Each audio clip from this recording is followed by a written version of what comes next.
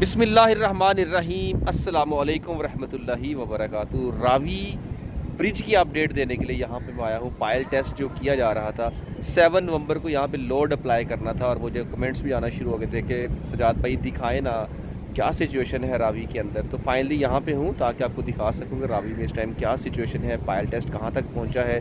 Blogs वगैरह आप देख रहे हैं पीछे आगे हो, तो डिटेल्स जानते हैं इन ब्लॉग्स की कि क्या रियलिटी है। चले लोकेशन वगैरह तो यहाँ पे क्या गाइड करूँ, बाद में इसको देखते हैं। सबसे पहले पायल टेस्ट की ही बात कर लेते हैं। आप देखें यहाँ पे ब्लॉक्स रखे हुए हैं, लोड यहाँ काफ़ी आ चुका है, बोरिंग मशीन भी यहाँ पे आ गई है। ये है बोरिंग मशीन। 7 नवंबर को यहाँ पे लोड अप्लाई करना था। कहाँ करना था? ये पायल थी, ये सेंटर में देख रहे हैं गोल गोल, इसके ऊपर लोड रखना था, इसके ऊपर।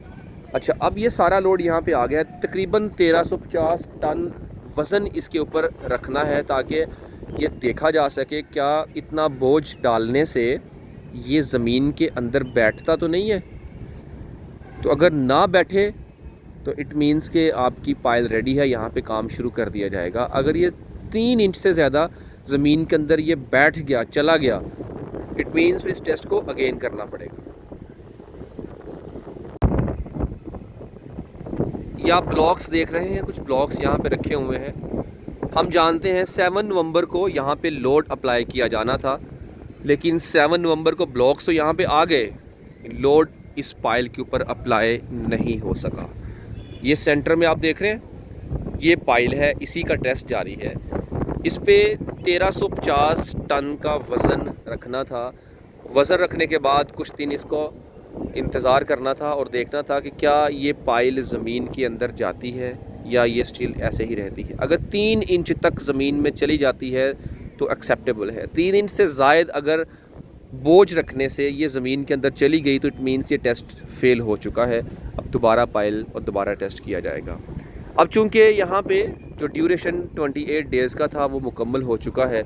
आपको आइडिया है कि अभी तक यहाँ पे कोई टेस्ट नहीं किया गया है, वरना 21 डेज़ के बाद, ये पाइल बनने के 21 डेज़ के बाद आहिस्ता आहिस्ता बर्डन बोझ अप्लाई करना शुरू कर दिया जाता है, लोड अप्लाई होना शुरू हो जाता है, लेकिन किसी किस्म का कोई लोड इसके ऊपर अप्लाई नहीं किया गया है।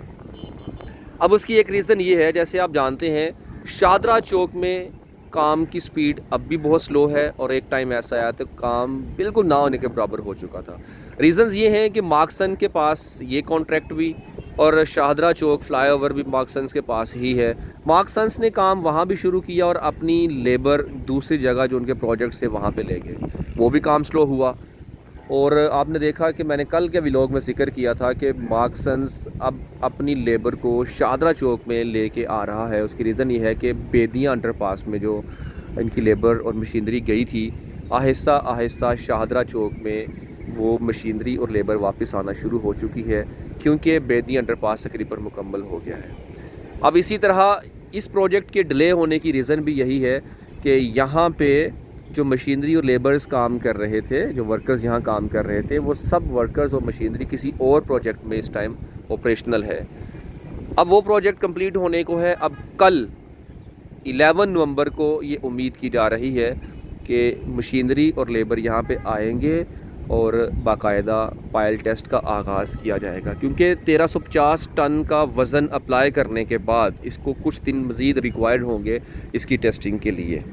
तो अभी यहाँ वेट ही अप्लाई नहीं किया गया, तो कितना टाइम गुजर चुका है कि इस पाइल को ऐसे ही छोड़ा हुआ है, इस पर कोई काम फ़िलहाल नहीं किया गया। रिक्वेस्ट यही है मार्क्सन से और अपनी गवर्नमेंट से कि जितनी जल्दी हो सकता है इस प्रोजेक्ट को आप शुरू कर दें। ख़त्म तो फिर बाद में ही होगा, जब काम शुरू होगा तो ख़त्म होगा। तो पाइल टेस्ट अभी तक जो पेंडिंग पड़ी हुई है, इंशाल्लाह उम्मीद करते हैं कि जल्द ही इस पाइल टेस्ट को मुकम्मल कर लिया जाएगा।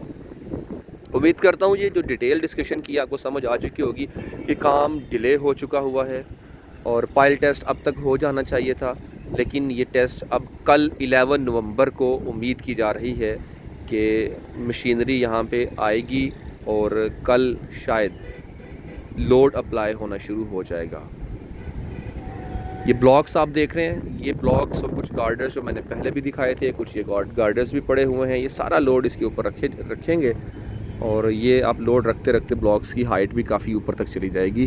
तो फिर टेस्ट देन देखेंगे क्या डिसीजन होते हैं, जो भी अपडेट्स होगी। कल अगर यहाँ पे कोई अपडेट हुई तो मैं आपके साथ लाजमी शेयर करूँगा, क्योंकि यहाँ पे आप देख रहे हैं एक, और ये बोरिंग मशीन ये भी यहाँ पे आ चुकी है। तो इट मीन्स के मशीनरी अब आहिस्ता आहिस्ता आना शुरू हो गई है, काम इंशाल्लाह जल्द ही शुरू हो सकता है।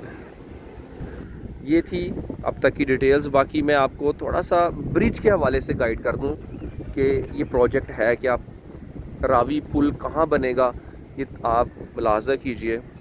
सबसे पहले याद रखें जो पानी का रुख है, वो जो पानी आ रहा है इस तरफ, ये मेरी बैक साइड पे है कामरान की बारादरी, वो दरख्त नज़र आ रहे हैं, कामरान की बारादरी है, ठीक। ये हमारा पुल है और ये ट्रैफिक है, ये जो इस तरफ जा रही है ट्रैफिक, ये आज़ादी चौक से आती हुई शाहदा चौक की तरफ, ये वो साइड है, मतलब ये इस तरफ ट्रैफिक जा रही है। अब ये वाला जो पुल है, यहाँ से ट्रैफिक जा रही है आज़ादी चौक की तरफ, इस तरफ को, शाहदरा चौक से आज़ादी चौक की तरफ, ये सीधा आज़ादी चौक की तरफ जा रही है। अब करना क्या है कि इस पुल के साथ एक और 4 लेन्स का पुल बनेगा। 4 लेन्स काफ़ी होते हैं, एक बड़ा पुल होता है, 4 लेन का पुल बनेगा। और जो लोग के आज़ादी चौक की तरफ से आ रहे होंगे, वो जो नया पुल बनेगा उस पुल से गुजरेंगे। वो जो पहला पुल है जहाँ से अभी हम गुज़रते हैं, हम शाहदरा चौक की तरफ आते हैं, इस पुल पे मेट्रो बस आ जाएगी। जहाँ पे मेट्रो बस पहले है उसको आज़ादी चौक की तरफ जाने वाली साइड के लिए आम ट्रैफिक के लिए खोल दिया जाएगा। तो ये पुल की डिटेल। अब जब यहाँ पे 4 लेन्स का पुल बनेगा तो आप अंदाज़ा लगाएं, वो सामने जो रास्ता है भैंसों के उस पार जो रास्ता नज़र आ रहा है, यहाँ से पुल गुजरेगा तो इसके बिल्कुल सीधा आगे तक जितनी भी प्रॉपर्टी आएगी वो सारी ख़त्म होगी। यहाँ पे एक रेस्टोरेंट है वो भी जाएगा, इसी तरह इसी तरफ, ठीक है, जो भी जगह आएगी वो आगे तक जाएगी। अब मुकम्मल रेस्टोरेंट तो नहीं जाएगा, लेकिन थोड़ा सा हिस्सा, कुछ चीज़ें वो डेफिनेटली इसकी जद में ज़रूर आएंगी। अब लगातार आगे इसी स्ट्रेट ही इसी तरह ही पुल ने नहीं जाना, आगे ने थोड़ा कर्व दे के जो रोड बनी है उसके साथ मिला देना है। जहाँ पे रावी का ओल्ड टोल टैक्स था, वहाँ से ये शायद इसको थोड़ा कर्व देंगे ताकि उसी रोड पे इस पुल को ले आए, इस ट्रैफिक को लेके आएंगे। 6 ये जो पियर्स हैं, अब पियर नंबर 1 है, 2 है, ये ट्रांसम नंबर 3 है, 4, 5 एंड 6, इनका यही माइंड है कि 6 ट्रांसम्स तक पानी को इस यहाँ से खुश्क कर दिया जाए और पानी को टर्न कर दिया है वहाँ से। अब यहाँ पे काम शुरू करेंगे आहिस्ता आहिस्ता, फिर पानी को आगे की तरफ यानी कि लेके जाएंगे। और जब ये मुकम्मल हो जाएगी साइड, फिर वहाँ से पानी को बंद करेंगे और उस पानी को इस तरफ से खोल देंगे और वहाँ आगे काम शुरू कर देंगे। तो ये डिटेल्स हैं रावी की, उम्मीद करता हूँ समझ आ चुका होगा। कुछ कमेंट्स ये भी आ रहे थे कि रावी ये जो अर्बन डेवलपमेंट्स का या कोई रावी प्रोजेक्ट होना है भाई, इस पे भी आप व्लॉग करें।